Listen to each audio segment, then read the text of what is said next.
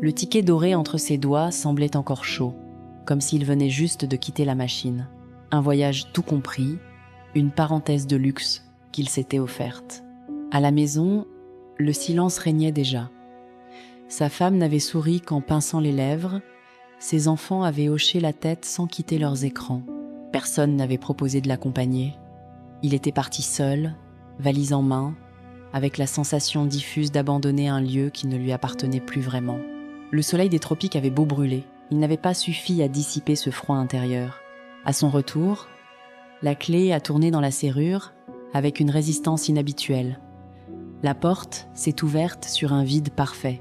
Pas un manteau au porte-manteau, pas une chaussure dans l'entrée.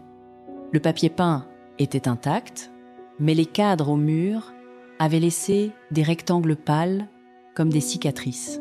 Il a appelé. Personne. Il a fouillé les tiroirs. Vide. Les voisins, en haussant les épaules, lui ont servi la même phrase rodée.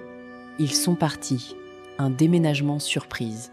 Pourtant, l'odeur de cire fraîche sur le parquet et la poussière légère sur les marches ne dataient que de quelques jours.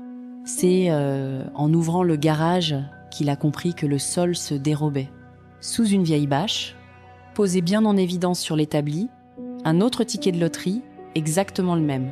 Même numéro, même format, même encre, légèrement bavée, sauf la date, inscrire au verso, d'une écriture soigneuse qui n'était pas la sienne, le lendemain de son envol.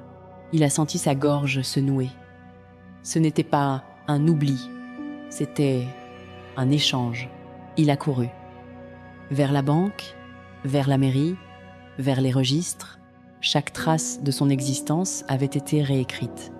Son compte en commun portait désormais un autre nom.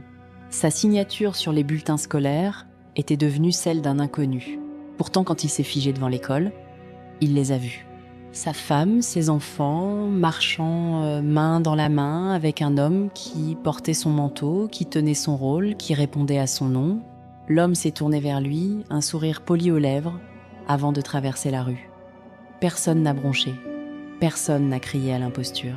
Il est resté là, sur le trottoir, les mains vides, le ticket froissé dans la poche.